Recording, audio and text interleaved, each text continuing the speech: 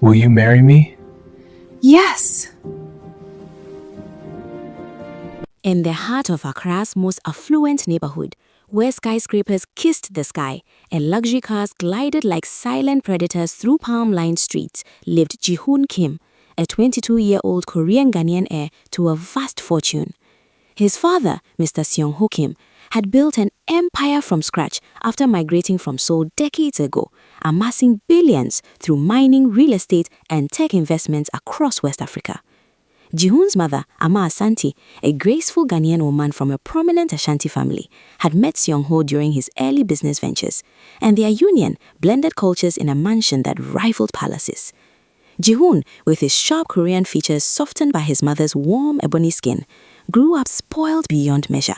Private jets for weekend getaways, designer clothes shipped from Milan, and a fleet of supercars at his disposal. He attended elite international schools, but barely graduated, preferring the thrill of nightlife over lectures. Every evening, as the sun dipped below the horizon painting the Gulf of Guinea in hues of orange, Ji-hoon would rally his entourage of equally privileged friends, heading to the city's hottest clubs, where champagne flowed like rivers and music pulsed through his veins. His days were a blare of excess, waking up past noon in silk sheets, indulging in gourmet meals prepared by personal chefs, and squandering fortunes on impulsive purchases like rare watches or exotic pets. Yet, beneath this facade of invincibility, cracks were forming. His father's patience was wearing thin, whispers of disappointment echoed in family dinners, and Amma often pleaded with her son to find purpose. Ji-hoon dismissed it all, convinced his wealth was eternal, a birthright that required no effort. Little did he know, the opulent bubble he inhabited was about to burst in ways that would shatter his world and force him to confront the harsh realities lurking just beyond the gated communities. The family's mansion, a sprawling estate in East Legon, was a testament to their blended heritage, Korean minimalist architecture fused with vibrant Ghanaian art, kente fabrics draping over imported furniture, and a garden blooming with tropical flowers alongside bonsai trees. Seong-ho, a stern man in his late 50s, with silver-streaked hair and a gaze that could command boardrooms, had always envisioned Ji-hoon as his successor, grooming him subtly through exposure to business dealings. But Ji-hoon rebelled, seeing the company as a mere cash machine rather than a legacy. Amma, with her nurturing spirit and deep-rooted Ghanaian values of community and hard work, tried bridging the cultural gap, sharing stories of her humble beginnings in Kumasi to instill humility. Yet, Ji-hoon's friends, a mix of expat kids and local elites, reinforced his entitlement, egging him on during wild escapades that often made headlines and gossip columns. One particularly notorious night involved chartering a yacht for a party on Lake Volta, where fireworks lit the night sky and celebrities mingled, costing more than most Ghanaians earned in a lifetime. Ji-hoon's laughter echoed loudly, masking the emptiness inside, as he danced with models and toasted to eternal youth. His parents watched from afar, Seong-ho's frustration boiling, while Amma prayed for a miracle. The staff, loyal but weary, whispered about their young master's recklessness, fearing it would unravel the family's hard-earned stability. As tension simmered, Ji-hoon remained oblivious, his life a whirlwind of pleasure that blinded him to the storm brewing at home. Seong-ho's company, Kim Asante Enterprises, dominated Ghana's economy, employing thousands and influencing policies from Accra to Seoul. Ji-hoon had vague memories of board meetings where he'd doodle on notepads, ignoring discussions on sustainable mining or tech innovations. Instead, he dreamed of expanding his social empire, perhaps launching a nightlife brand funded by his inheritance. His mother's influence was subtler. She ran charitable foundations focusing on education for underprivileged girls, often dragging Ji-hoon to events where he'd pose for photos but feel out of place among the grateful faces. Deep down, a flicker of curiosity stirred in him about his dual heritage, Korean discipline clashing with Ghanaian warmth, but he drowned it in parties. Friends like Kofi, a local playboy, and Minjun, a Korean expat, formed his inner circle, the adventures escalating from club hopping in Osu to exclusive raves in hidden villas. One evening, as Ji-hoon revved his Lamborghini through traffic, hunting at slower vehicles, he felt a rush of power, believing himself untouchable. But whispers reached him. His father's health was faltering, stress from overwork, and Amma's tears were becoming frequent. Ji-hoon shrugged it off, planning yet another night out, unaware that this cycle of indulgence was hurtling towards a catastrophic end. As the chapter of his spoiled existence unfolded, Ji-hoon's world was a bubble of privilege, insulated from Ghana's bustling markets and struggling neighborhoods just miles away. He rarely ventured beyond the developed enclaves, viewing the rest of Accra as distant chaos. His phone buzzed constantly with invitations, social media feeds flooded with envy-inducing posts, and his bank account seemed bottomless. Yet, in quiet moments alone, a nagging void crept in. Questions about identity, purpose, and legacy that he pushed away with another shot of whiskey. Amma's stories of her village life, where community bonds trumped wealth, contrasted sharply with Songho's tales of corporate conquest in Korea's cutthroat business world. Ji-hoon embodied both, but embraced neither, floating in limbo. His friends exploited his generosity, racking up tabs on his card while he sought validation in their superficial praise. The mansion's opulence, crystal chandeliers, infinity pools, home theaters became his prison of excess. As night fell on another day of idleness, Ji-hoon prepared for the club, cologne heavy in the air, music blasting from his room. Little did he anticipate that his father's ultimatum was imminent, a pivot point that would thrust him from luxury into the unknown depths of survival and self-discovery. The air in the mansion's grand study was thick with tension as Songho summoned Ji-hoon one fateful evening. The room, lined with mahogany shelves holding Korean artifacts and Ghanaian sculptures, felt like a courtroom. Songho, dressed in a tailored suit, paced before his desk, his face etched with years of sacrifice. Ji-hoon, it's time you grew up, he began, his voice a mix of Korean accented English and authority. He outlined the company's future, expansions into renewable energy, partnerships with global firms, and stressed that inheritance demanded responsibility. Amma stood nearby, her elegant Adinkra printed dress a symbol of her mediating role, eyes pleading for harmony. Ji-hoon lounged in an armchair, scrolling his phone, barely glancing up. "Dad, relax. I'll handle it when you're gone," he quipped nonchalantly, his words slicing through the air like a dagger. Songho's face reddened. He toiled from poverty in Seoul to billionaire status, marrying Amma and building a life in Ghana against odds. He recounted his journey, arriving with nothing, learning Twi, navigating corruption, all for this family. But Ji-hoon's indifference peaked. He stood, muttered whatever, and sauntered out, leaving his parents stunned. Amma clutched Songho's arm, whispering, "Give him time, my love." Yet rage simmered in Songho, a decision forming to teach his son a harsh lesson. That night, Ji-hoon escaped to the club, the bass thumping like a heartbeat in the neon-lit venue. Surrounded by his crew, he ordered rounds of premium liquor, laughter drowning out his father's words. Kofi slapped his back. "Your old man's tripping, bro. You're the king." Min Jun agreed, toasting to freedom. The dance floor swelled with bodies, Ji-hoon losing himself in the rhythm, flirting with strangers under strobe lights. Hours bled into a haze of shots and selfies, the city's elite mingling in VIP sections. Back home, Songho brooded, Amma's tears flowing as she begged for leniency. "He is our only son," she said, her voice trembling with maternal love. But Songho was resolute. Tough love was needed. As dawn approached, Ji-hoon stumbled home, reeking of alcohol, expecting his bed. Instead, Songho blocked the door, bodyguards flanking him. "You're not welcome tonight," he declared, eyes cold. Ji-hoon laughed it off, thinking it a joke, but the guards' grips on his arms were real. Amma wailed from the balcony, "Songho, please!" Yet he ordered the men to drive Ji-hoon to a hotel, banishing him for the night. In the SUV, Ji-hoon protested, but exhaustion silenced him, the city's lights blaring past. The hotel, a mid-tier spot in a quieter district, was a far cry from Ji-hoon's usual five-star havens. Checked in under his father's instructions, he collapsed on the bed, anger festering. "He'll regret this," he muttered, texting friends for sympathy. But responses were sparse. His crew was still partying.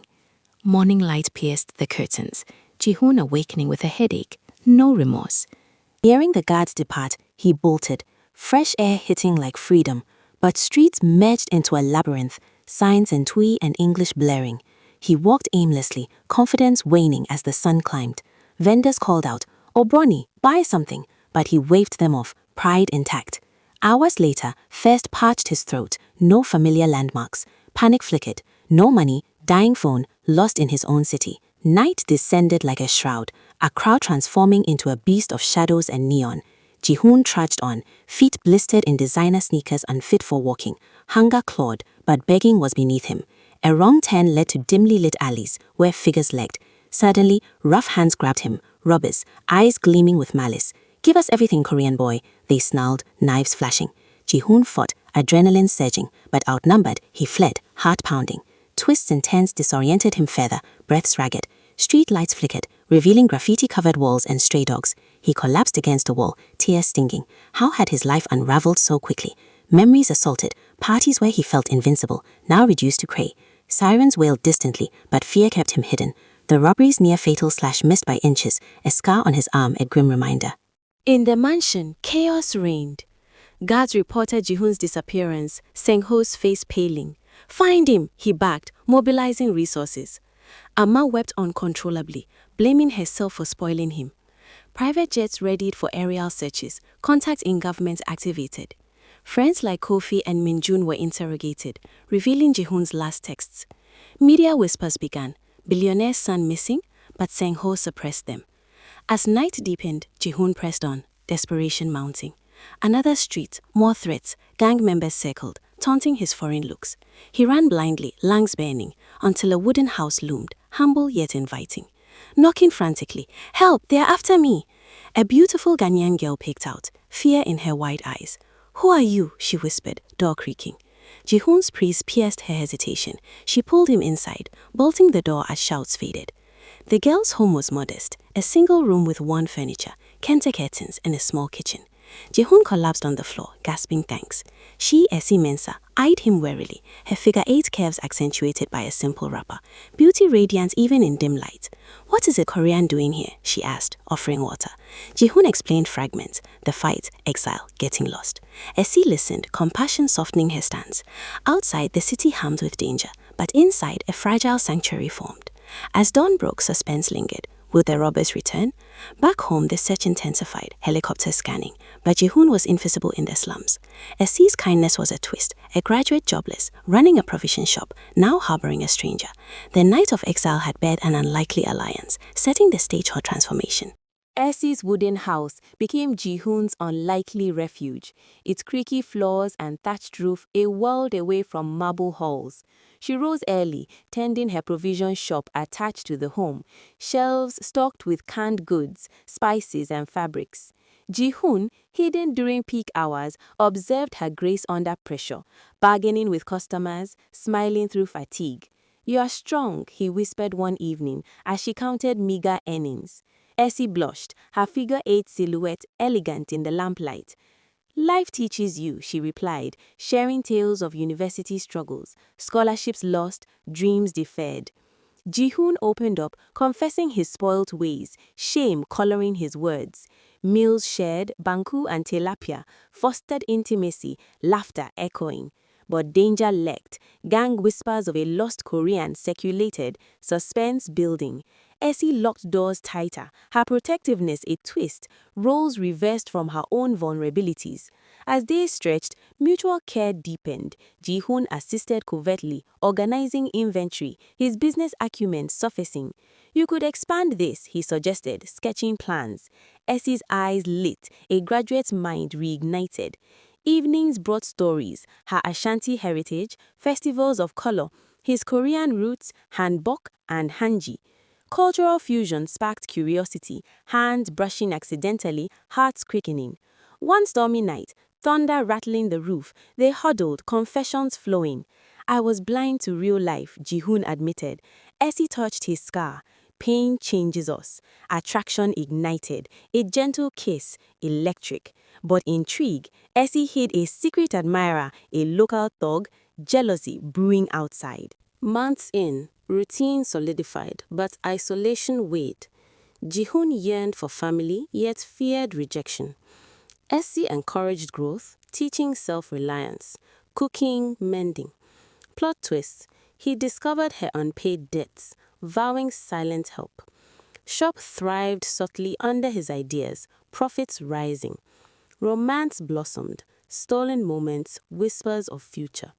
Yet shadows loomed, robbers' return imminent. Home, searches waned, despair setting. Amma's health faltered. Seong-ho aged overnight. Ji-hoon's absence a ghost haunting all. In this cocoon, transformation peaked. Ji-hoon shared entitlement, embracing humility. Essie's intelligence shone, debating business ethics, her beauty mesmerizing. One evening, under stars peeking through cracks, they dreamed big. Partnerships, love. Suspense, a knock, friend or foe. Essie's bravery, Ji-hoon's resolve forged unbreakable bonds. Time wove a tapestry of affection in Essie's humble abode, where Ji-hoon's presence evolved from burden to blessing. Mornings began with shared chores, grinding pepper for soups, stacking goods in the shop. Essie's laughter filled the air, her curves swaying rhythmically as she worked, captivating Ji-hoon. "You've changed," she noted, eyes sparkling.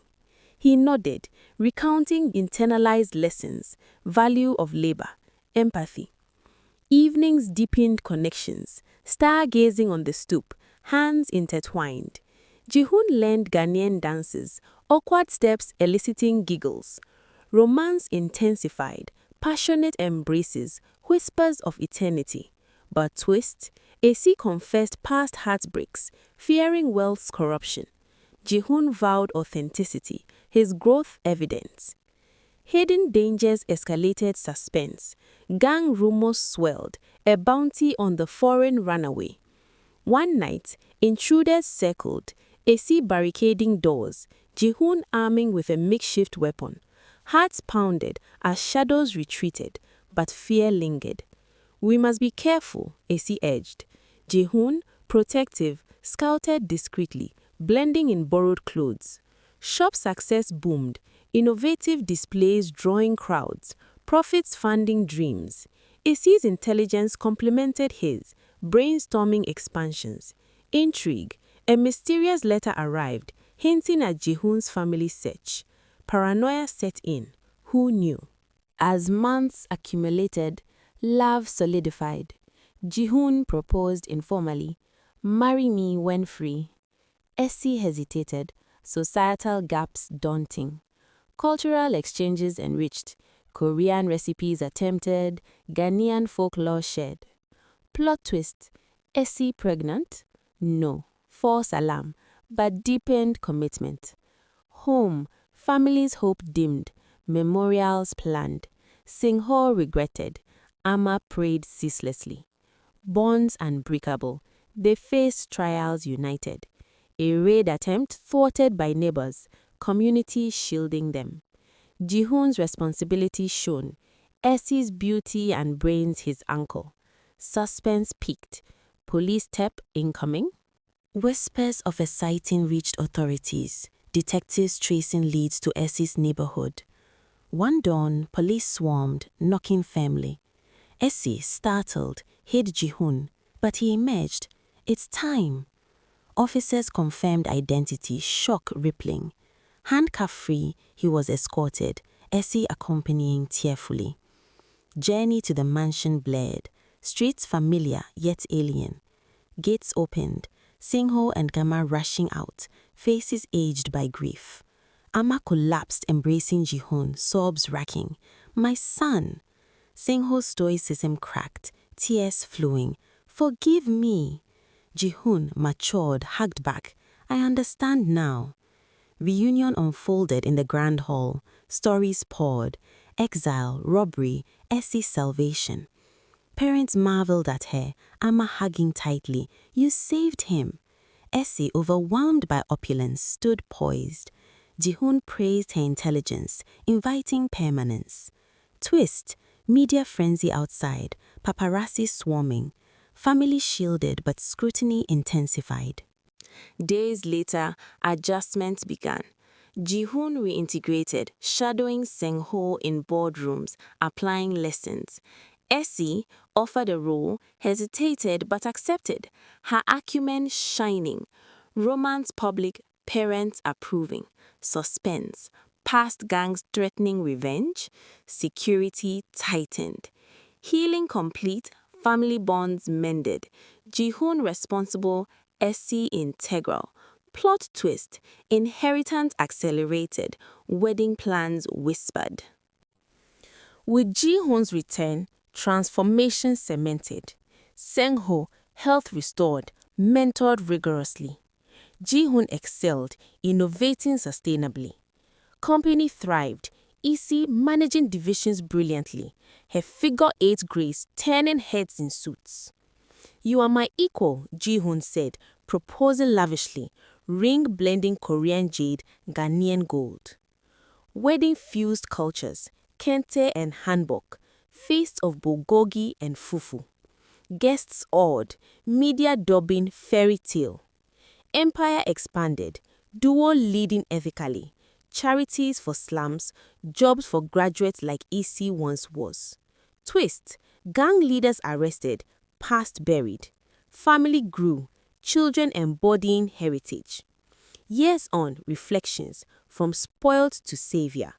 Issy's shop evolved into chain, symbol of rise. Love deepened, adventures shared. Legacy secured, intrigue resolved in triumph. Ji-hoon and Issy, unbreakable, inspired generations. If you enjoyed this story, you should also enjoy this.